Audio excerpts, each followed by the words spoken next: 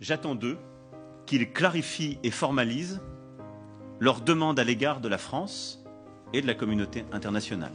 Souhaitent-ils notre présence? Ont-ils besoin de nous? Je veux des réponses claires et assumées sur ces questions.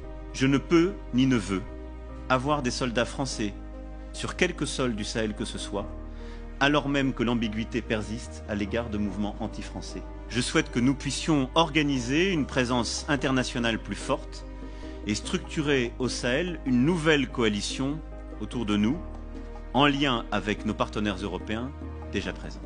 Le président français demande à nos chefs d'État africains francophones de fermer nos bouches. Parce que, selon lui, nous cultivons un sentiment anti-français. Mais vous savez très bien que c'est faux. Monsieur le président Macron, il n'y a pas de sentiment anti-français ici. Ce que vous appelez sentiment anti-français, d'ailleurs, comment vous allez présenter ça? Je suis en train de parler en français là. J'ai rien contre le français en tant que langue. Je ne parle pas en sénoufou ou en djoula ou en sérère ou en wolof ou je ne sais quoi, soninké, bambara ou quoi d'autre.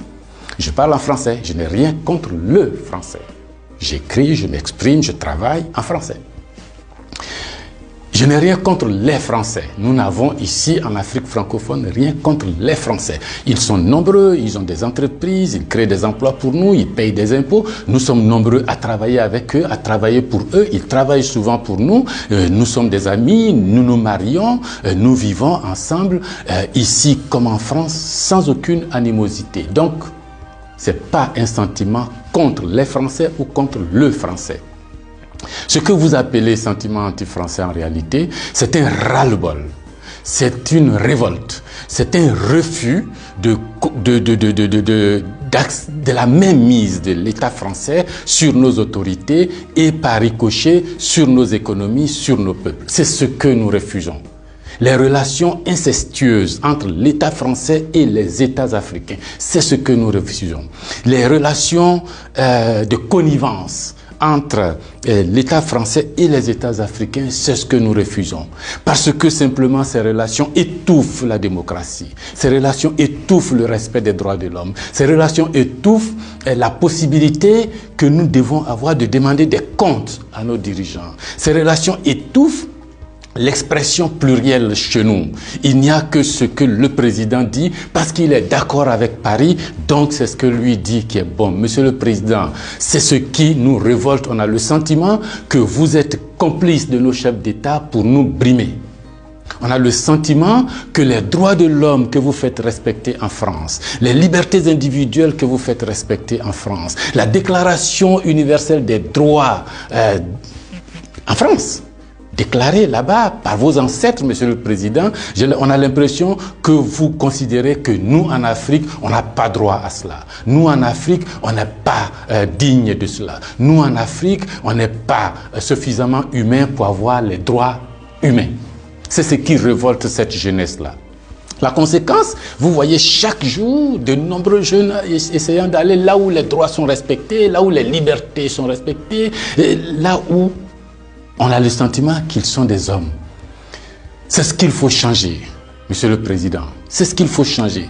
Vous pouvez parler 1000 fois à nos chefs d'État, vous pouvez leur donner des instructions 1000 fois, mais ça ne changera rien dans la tête des populations africaines ici, dans l'esprit des populations africaines ici. L'idée est que nous voulons redevenir des hommes libres. Nos ancêtres ont été vendus comme des marchandises par vos ancêtres. Comme des marchandises. Pendant de 1500 à 1890, par là, comme des marchandises. Nous fermons les yeux là-dessus. Nos parents ont été gouvernés par la décision que vos parents ont prise à Berlin de venir s'accaparer nos territoires, nous-mêmes, nos fleuves, nos rivières, nos matières premières, de prendre possession de nous. Ça a duré près d'un siècle. Fermons les yeux là-dessus. Vos prédécesseurs ont considéré que nos chefs d'État devraient être juste des délégués pour eux, pour nous maintenir ici. Comment on peut avoir le sentiment français quand on descend à l'aéroport d'Abidjan, le boulevard qu'on prend s'appelle Giscard d'Estaing. Le pont qu'on emprunte s'appelle De Gaulle. Et la route qu'on utilise pour aller à l'université s'appelle boulevard Mitterrand. Et puis partout, on a Trèche-la-Plaine, Port-Bouët, Binger. Non! Ce que la nouvelle génération veut, ce que nous voulons, c'est l'autodétermination. Que nos chefs d'État nous rendent compte ici, qu'ils ne soient pas obligés d'aller vous rendre compte pour se donner une certaine légitimité, comme Macron est d'accord avec moi, comme Chirac est d'accord avec moi, comme le chef d'État français est d'accord avec moi. Donc ici, vous allez faire ce que je dis parce que sinon vous allez avoir des problèmes. Monsieur le Président, tant que ça durera comme ça, les gens ici auront le sentiment que l'État français est complice de leur brimade, de leur pauvreté, de leur chômage. C'est ce que nous voulons changer. C'est ce que nous voulons changer. Renvoyer Kako Noboko, renvoyer Kemi Seba, renvoyer Nathalie Yamb, contester les propos de Salif Keïta ou je ne sais qui d'autre, ça ne changera rien. C'est dans la tête de chacun. Chacun de nous, les gens, ces idées-là ont imbibé notre esprit maintenant. Le désir de liberté, vous devez connaître ça. Vos ancêtres se sont battus pour avoir cette liberté. On fait plusieurs guerres pour jouir de cette liberté. Ce que nous voulons, c'est ça. Liberté de commerce, liberté de nous organiser, nous autodéterminer, faire ce qui est bon pour nous sans nuire à vos intérêts. Mais ça ne vous dit pas de venir nous imposer vos intérêts. Si vous pensez, chers auditeurs, que ce message vaut la peine d'être diffusé et que nous soyons nombreux à nous l'approprier, sans animosité, sans bestialité, mais avec fermeté et conviction, il faut liker, il faut partager. Parce que c'est l'Afrique de demain qui se joue là. Nous ne voulons plus être des marchandises, nous ne voulons plus être sous la tutelle de quelqu'un, nous voulons redevenir des hommes libres.